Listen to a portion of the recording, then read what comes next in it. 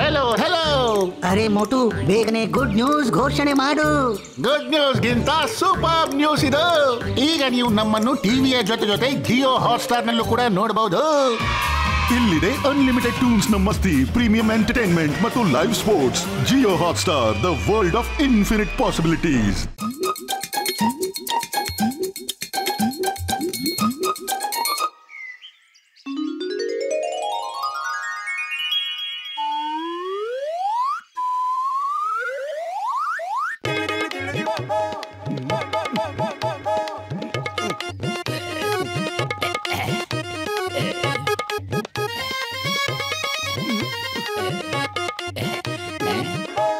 ನಾಚಿಕೆ ಆಗಲ್ವ ನಿಮ್ಗೆ?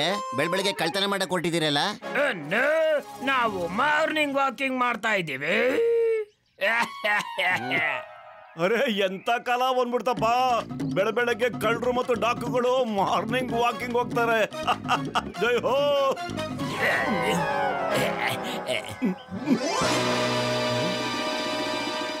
ಓ ಇದ ವಿಷಯ. ಕಪ್ಪು ಬೆಟ್ಟದ ಗುಹೆ ಒಳಗಡೆ ಖಜಾನೆ ಇದೆ. ಸರಿಯಾದ ಗಂಟೆ ಬಾರಿಸಿದ್ರೆ ಗುಹೆಯ ಬಾಗಲು ಓಪನ್ ಆಗುತ್ತೆ.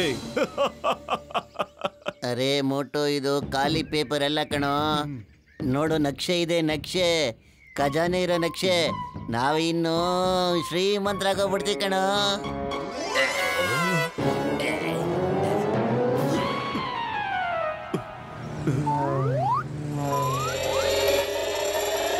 ಜೈ ಹೋ. ಈಗ ನಾವು ಕೋಟಿ ಕೋಟಿ ಸಮೋಸ ತಿನ್ಬೋದು. ಅಯ್ಯೋ, ನೀನ್ ಯಾವಾಗ್ಲೂ ಸಮೋಸ ತಿನ್ನೋದ್ರಲ್ಲೇ ಇರೋ. ಈಗ ನಾವು ಬೇಗ ಕಪ್ಪು ಬೆಟ್ಟದಲ್ಲಿರೋ ಗುಹೆ ಹತ್ರ ಹೋಗ್ಬೇಕು. ಬಾ, ಖಜಾನೆ ಹುಡ್ಕೋಣ, ಬೇಗ ಬಾರೋ. ಜಾನ್ ಜೊತೆ ಹುಷಾರಾಗಿರಿ. ಇವಾಗ ಇವ್ರಿಗಾಗುತ್ತೆ ತುಂಬಾ ತೊಂದ್ರೆ.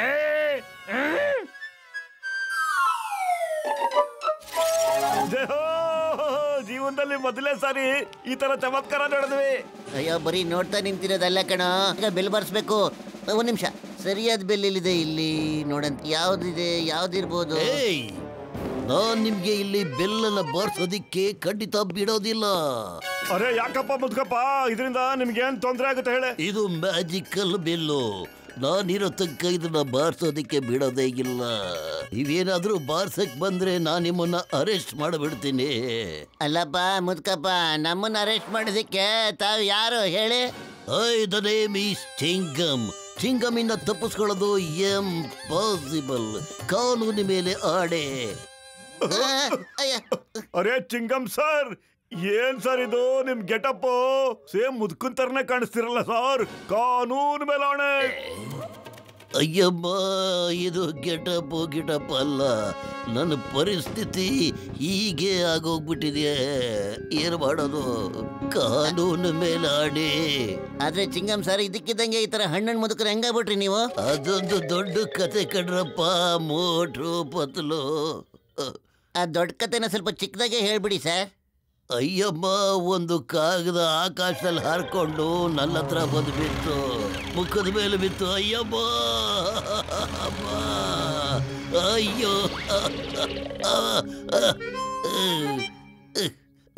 ಅಮ್ಮ. ನೀವು ಆರಾಮಾಗಿದ್ದೀರಿ ತಾನೆ? ಬೆನ್ನುಮೂಳೆ ಏನು ಮುರಿದಿಲ್ಲ ತಾನೆ? ನಾನು ಯೋಚನೆ ಮಾಡ್ತಾ ಇದ್ದೀನಿ, ಈ ಕಾಗದ ಹಾರ್ಕೊಂಡು ಬಂದು ನನ್ನ ಮೇಲೆ ಯಾಕೆ ಬಿತ್ತು ಅಂತ.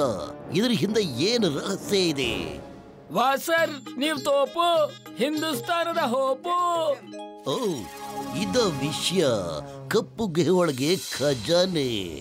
ಇದ್ರ ಬಾಗಿಲು ಮ್ಯಾಜಿಕಲ್ ಬೆಲ್ ಬಾರಿಸಿದ ತಕ್ಷಣ ಓಪನ್ ಆಗ್ಬಿಡುತ್ತೆ. ಬೇಗ ನಡೀರಿ. ಅರೆ ನಾನು ಬರ್ತೀನಿ.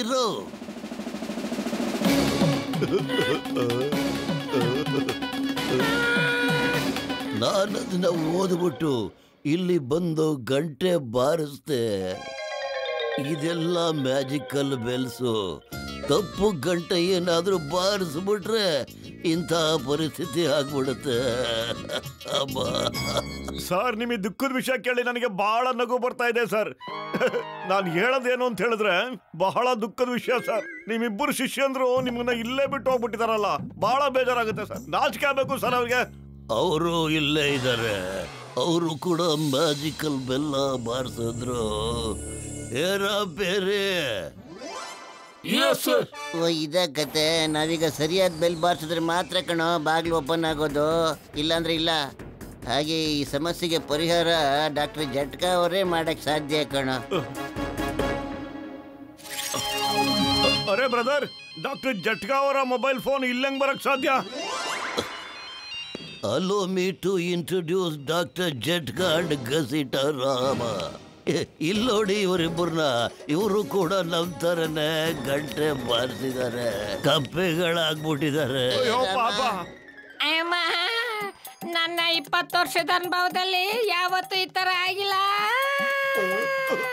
ಅಯ್ಯೋ ಜೋದಿ ಗೆಳೆಯರ, ಹೋಗಿ ಹಾಕಸ್ಕೊಂಡ್ರ ಪೇಷಂಟ್ ಮೇಲೆ ಇನ್ಯಾವತ್ತೂ ಖಜಾನೆ ಹುಡ್ಕಕ್ ಬರೋದಿಲ್ಲ ಕಣ್ರಯ್ಯ.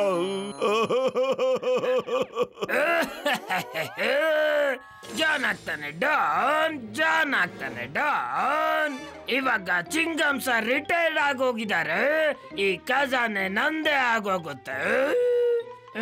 ಅರೆ ಜಾನ್ ಬ್ರದರ್, ಇಲ್ಲಿ ಖಜಾನೆ ಇದೆಯಂತೆ, ಬಂದ್ಬಿಡಿ ನೀವು 3 ಜನನು.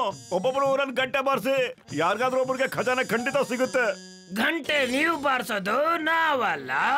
ಗೂಬೆ ನಾನಲ್ಲ, ನೀವು. ನಡೀರಿ ಗಂಟಿ ಬಾರಿಸಿ, ಇಲ್ಲ ಅಂದ್ರೆ ನಿಮ್ಗೆ ಗೋಲಿಯಿಂದ ಸುಟ್ಟು ಬಿಡ್ತೇನೆ. ಐಡಿಯಾ ಮೋಟು, ಇದೇ ಕಣೋ ನಿಜವಾದ ಗಂಟೆ ಅನ್ಸುತ್ತೆ. ನೋಡಿ ನಕ್ಷೆಯಲ್ಲಿ ಎಲ್ಲ ಗಂಟೆಗಳು ಅಲ್ಲಾಡ್ತಿವೆ, ಇದು ಮಾತ್ರ ಅಲ್ಲಾಡ್ತಿಲ್ಲ ನೋಡ. ಅಲ್ವೇನಾ? ಅಲ್ಲೋಡು, ಬರೀ ಒಂದೇ ಗಂಟೆ ನೇರವಾಗಿದೆ, ಅದು ಮಾತ್ರ ಅಲ್ಲಾಡ್ತಿಲ್ಲ ಕಣ. ಬರೋ, ನಾವಿಬ್ರು ಒಟ್ಟಿಗೆ ಸೇರಿ ಆ ಗಂಟೆನ ಬಾರಿಸ್ಬಿಡೋಣ ಈಗ. ಅದೇನಾದ್ರೂ ಆದ್ರೆ ಇಬ್ಬರಿಗೂ ಒಂದೇ ಸರಿ ಆಗ್ಲಿ. ಬಾ.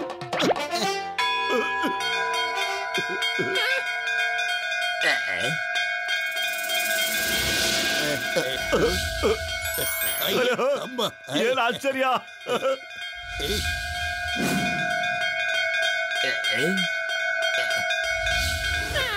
ರಮ, ನಾವು ಮದ್ದು ತರ ಬಿಟ್ವಿ ಕಣ.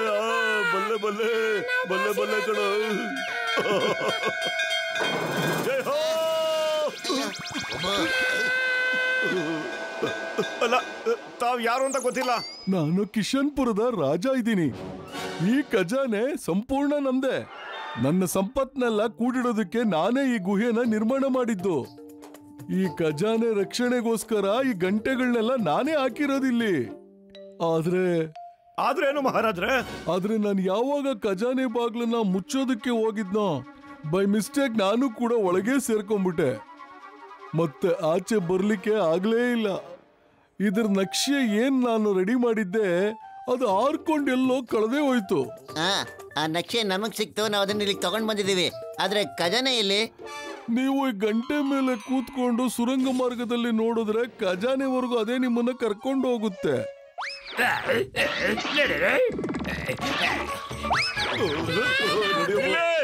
ಆ ಖಜಾನೆ ರಾಜಾ ಸಾಹೇಬ್ರದು. ರಾಜಾ ಸಾಹೇಬ್ರಿಗೆ ಸಿಗ್ಬೇಕು. I stop in the name of love. Yeah,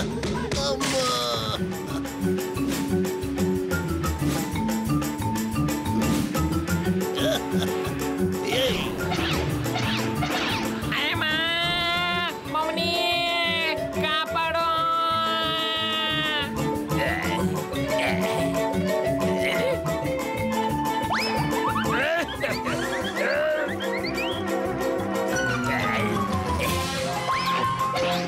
ಅರೆ ಪತ್ಲು, ಖಾಲಿ ಹೋಟೆಲ್ ಅಂತಾನೆ ಓಡ್ತಾ ಇಲ್ಲ ಕಣೋ. ನೀನ್ ಬೇಗ ಏನಾದ್ರೂ ಒಂದು ಐಡಿಯಾ ಕೊಡೋ, ಇಲ್ಲಾಂದ್ರೆ ಜಾನ್ ಮೊದ್ಲೇ ಹೋಗ್ಬಿಡ್ತಾ ನಮ್ಗಿಂತ. ಐಡಿಯಾ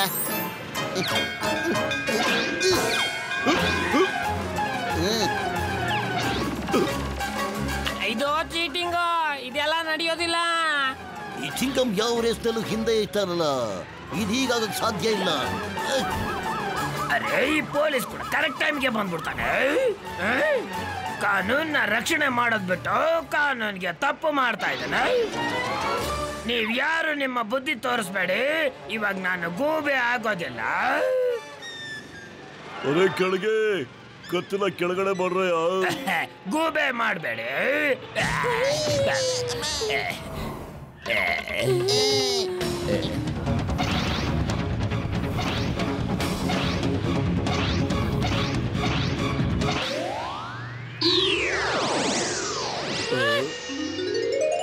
ಯಾರು ಖಜಾನೆಗೆ ಕೈ ಹಾಕ್ಬೇಡಿ.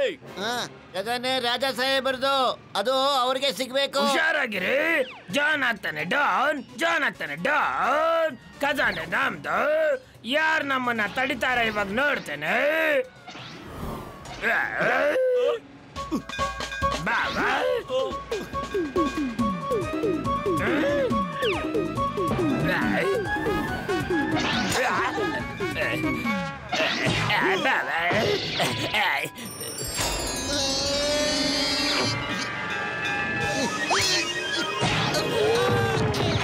You are under arrest John. ಖಜಾನೆ ರಾಜಾ ಸಾಹೇಬರಿಗೆ ಸಿಗಬೇಕು. ಅಯ್ಯೋ ರಾಮ, ಇಷ್ಟೊಂದು ಖಜಾನೆ ಕೈ ತಪ್ಪೋಗೈತಲ್ಲ. ಕಪ್ಪೆನೂ ಆಗೋದ್ವಿ, ಹುಳನೂ ತಿಂದ್ಬಿಟ್ವಿ, ಬರೀ ಇವಾಗ ಖಾಲಿ ಕೈ ಉಳಿತಲ್ಲೋ. ಕೈಗೆ ಬಂದಿತ್ತು ಬಾಯಿಗೆ ಬರ್ಲಿಲ್ದಂಗ ಆಯ್ತಲ್ಲೋ. ನೀವುಗಳು ನನ್ನನ್ನು ಆಚೆ ಕರ್ಕೊಂಬಂದಿದ್ದಕ್ಕೆ ತುಂಬಾ ತುಂಬಾ ಧನ್ಯವಾದಗಳು. ನೀವ್ಯಾರು ನಿರಾಶರಾಗಬೇಡಿ. ನೀವೆಲ್ಲ ನನ್ನ ದರ್ಬಾರ್ಗೆ ಬನ್ನಿ. ನಿಮ್ಗಳ ನಿಯತ್ತು ಮತ್ತು ಧೈರ್ಯಕ್ಕಾಗಿ ನಾನು ನಿಮ್ಗೆಲ್ಲರಿಗೂ ಬಹುಮಾನ ಕೊಡ್ತೀನಿ. ಥ್ಯಾಂಕ್ ಯು ರಾಜಾ ಸಾಹೇಬ್ರೆ. ಏನು ನಾನು ಬರ್ಬೋದಾ ನಿಮ್ಮ ದರ್ಬಾರಲ್ಲಿ? ನೀನೀಗ ಜೈಲಿಗೆ ಹೋಗ್ಬೇಕು. ಅಲ್ಲೇ ನಿನ್ನ ನಿಜವಾದ ದರ್ಬಾರು.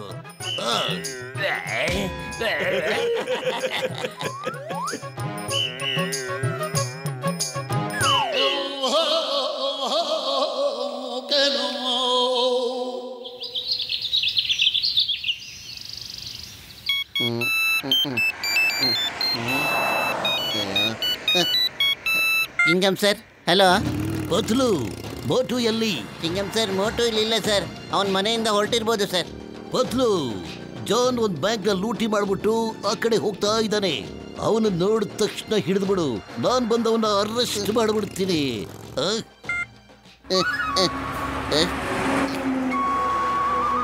ಜಾನ್,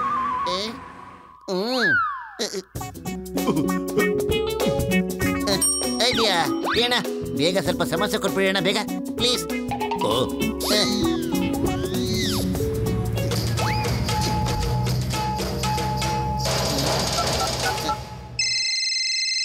ಅರೆ ಪತ್ಲು, ಇಲ್ಲಿಂದನೇ ನನಗೆ ಯಾಕೆ ಫೋನ್ ಮಾಡ್ತಾ ಇದ್ದಾನಲ್ಲ? ಯಾಕೋ ಏನೋ. ಹಲೋ ಮೋಟು, ಅಲ್ಲೋಡ, ಆ ವ್ಯಾನಲ್ಲಿ ಸಮೋಸ ಇದೆ ಕಣ. ಏನು? ಆ ವ್ಯಾನ್ನಲ್ಲಿ ಸಮೋಸ ಇದೆಯಾ? ಜೈ ಹೋ.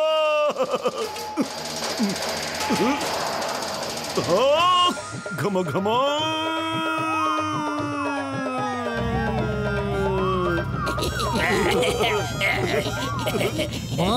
ಈ ಮೋಟು ಇದನ್ನಲ್ಲ, ಅವನು ಹಾರ್ಕೊಂಡ್ ಬರ್ತಾ ಇದ್ದಾನೆ. ಈ ಮೋಟು ಹಾರ್ಕೊಂಡ್ ಬರ್ತಾನಲ್ಲ, ಅವಾಗ ಏನಾದ್ರೂ ಒಂದು ತೊಂದ್ರೆ ಮಾಡ್ತಾನೆ. ವಾವ್ ಬಾಸ್, ವಾವ್, ಏನ್ ಕವಿತೆ ಹೇಳಿದ್ರಿ? ಅರೆ ಕವಿತನ ಬಿಡು, ಮೋಟುನ ಹಿಡ್ಕೊ. ಮೇಲೆ ಟಾಪ್ ಮೇಲೆ ಕೂತಿದ್ದಾನೆ, ಹಿಡ್ಕೊ. ಬಾಸ್ ಬಾಸ್, ಮೋಟು ಮೇಲೆ ಕುತ್ಕೊಂಡು ಸಮೋಸ ತಿಂತ ಇದ್ದಾನೆ.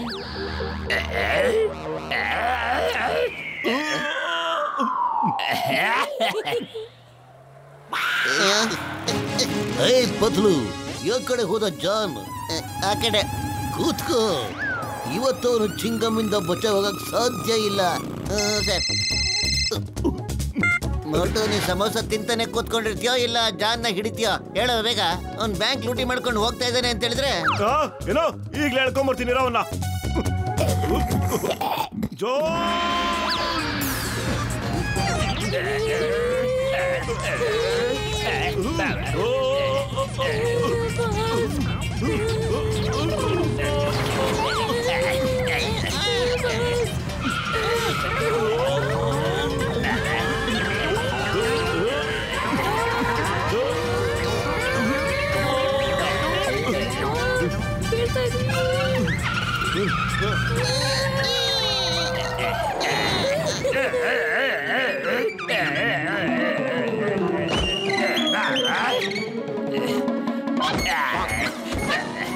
Hands up!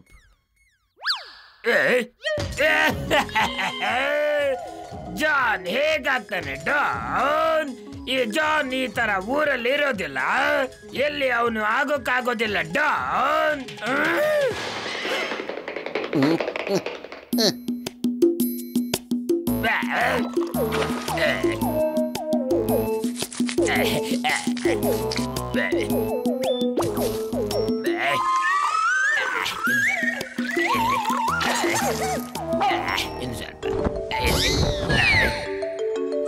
ಅಂತ ಡಾನ್ ಇವತ್ತು ಹೇಳ್ತಾ ಇದ್ದಾನೆ. ಮೋಟು ಪತ್ಲು ಅಷ್ಟೇ ಅಲ್ಲ, ಎಲ್ಲರ ಮುಖನು ಕಪ್ಪುಗೆ ಮಾಡೋವರೆಗೂ ನಾನ್ ಬಿಡೋದಿಲ್ಲ. ಇಲ್ಲೇ ಕೂತ್ಕೊಂಡಿರಿ, ಎಲ್ಲೂ ಎದ್ದೋಗ್ಬಾರ್ದು, ಹುಷಾರ್. ಸುಮ್ನೆ ನನ್ ಮಾತ್ ಕೇಳಿ. ನಂಗೊಂದು ಒಳ್ಳೆ ಐಡಿಯಾ ಬಂದಿದೆ, ಅದನ್ನ ಕೇಳಿ.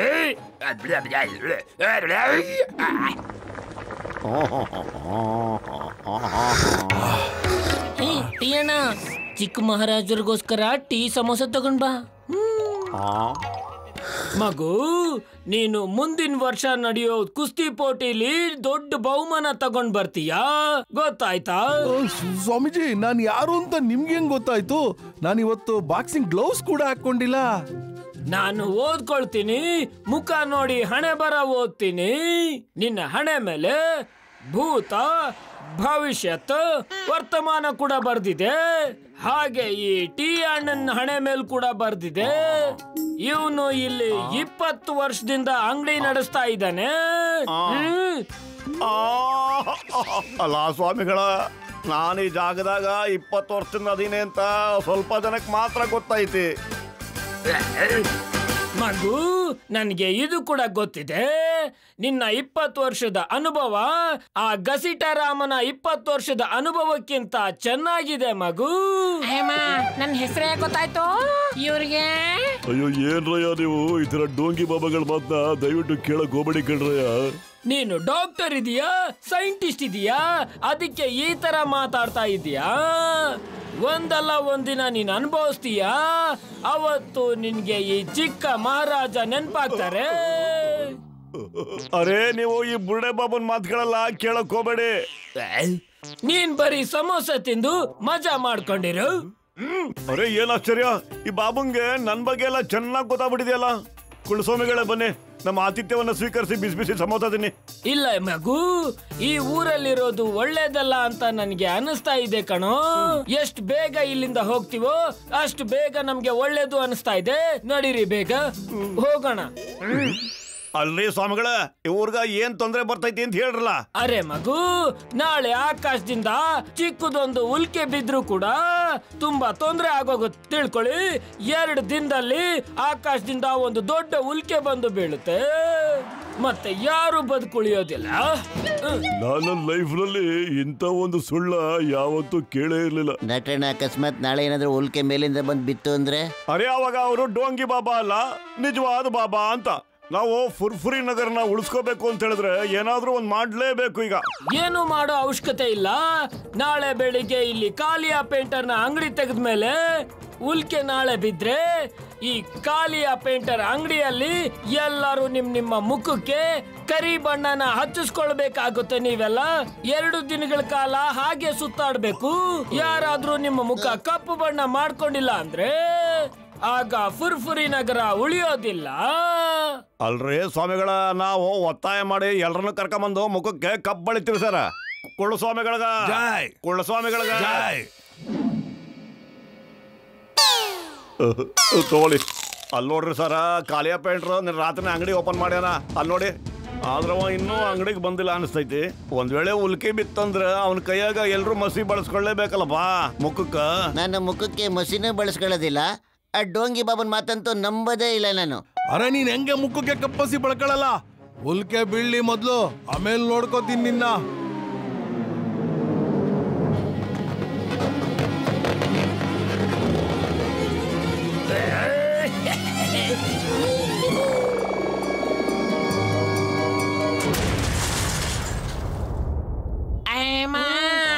ಬಿದ್ದೆ ಬಿಡ್ತೋ.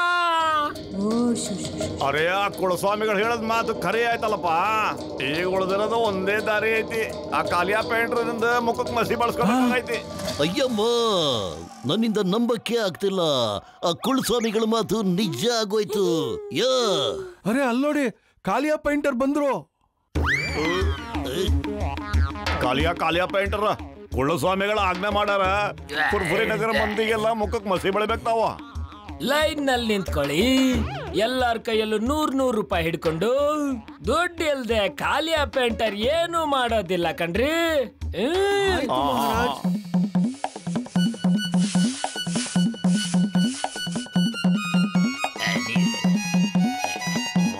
ಅರೇ ಮೋಟು ಪತ್ಲು ಲಗೂನ್ ಬರ್ರಿಪ್ಪ. ಇಲ್ಲ ನಾವು ಮುಖಕ್ಕೆ ಮಸಿ ಬಳಸ್ಕೊಳ್ಳೋದೇ ಇಲ್ಲ. ಅರೇ ಕೇಳ್ರಪ್ಪ, ಇವರು ಮುಖಕ್ಕ ಮಸಿ ಬಳಸ್ಕೊಳ್ಳೋದ ಅನ್ನಕತ್ತಾರ.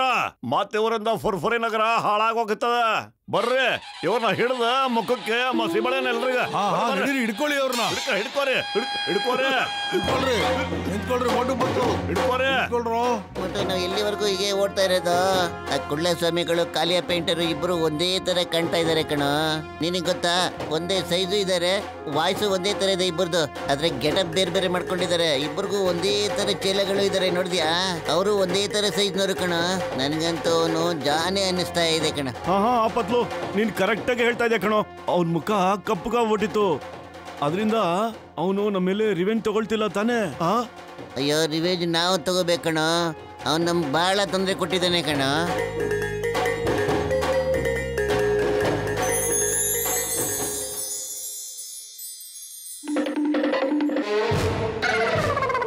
ಹಿಡ್ಕೊಳ್ಳಿ ಇವ್ರ ಮುಖಕ್ಕೆಲ್ಲ ಮಸಿ ಬಳಿರಿ. ಎಲ್ರು ಒಂದ್ ಸ್ವಲ್ಪ ಸೈಲೆಂಟ್ ಆಗಿರಿ. ನೆನ್ನೆ ರಾತ್ರಿ ಕುಳ್ಳ ಸ್ವಾಮಿಗಳು ನನ್ ಕನ್ಸಲ್ ಬಂದಿದ್ರು. ಮತ್ತೆ ಅವ್ರು ಹೇಳಿದ್ರು, ನೀವು 5 ಜನನು ನಿಮ್ ಮುಖಕ್ಕೆ ಮಸಿ ಬೆಳೆಸ್ಕೊಳ್ಳಿ ಅಂತ. ಅದಕ್ಕೋಸ್ಕರ ನಾವ್ ಇಲ್ಲಿಗೆ ಬಂದಿದೀವಿ. ಚಿಕ್ಕ ಮಹಾರಾಜರಿಗೆ ಜಯವಾಗ್ಲಿ. ಚಿಕ್ಕ ಸ್ವಾಮಿಗಳು ನನ್ ಕನ್ಸಲ್ಲೂ ಕೂಡ ಬಂದಿದ್ರು. ಮತ್ತೆ ಆಶೀರ್ವಾದ ಮಾಡಿದ್ರು, ಹೋಗು ನಿನ್ ಮುಖಕ್ಕೆ ಮಸಿ ಬಳಸ್ಕೋ ಅಂತ. ಆದ್ರೆ ಅದಕ್ ಮುಂಚೆ ಈ ಕಾಲಿಯ ಪೇಂಟರ್ ಮುಖ ಕೆಂಪಗಾಗ್ಬೇಕು. ಅದು ಹೇಗೆ ಗೊತ್ತಾ? ಪೇಂಟ್ ಇರಬಾರ್ದು, ಬಣ್ಣನೂ ಹಚ್ಚಬಾರ್ದು. ಆವಾಗ ನಾವು ಫುರ್ಫುರಿ ನಗರಕ್ಕೆ ಏನ್ ತೊಂದರೆ ಆಗ್ದಂಗೆ ಕಾಪಾಡ್ಕೋಬಹುದು. ಅಯ್ಯಮ್ಮ, ರೆಡ್ ಪೈಂಟ್ ಇಲ್ದೆ ಮುಖನ ಹೆಂಗೆ ಕೆಂಪು ಮಾಡಕ್ಕಾಗುತ್ತೆ?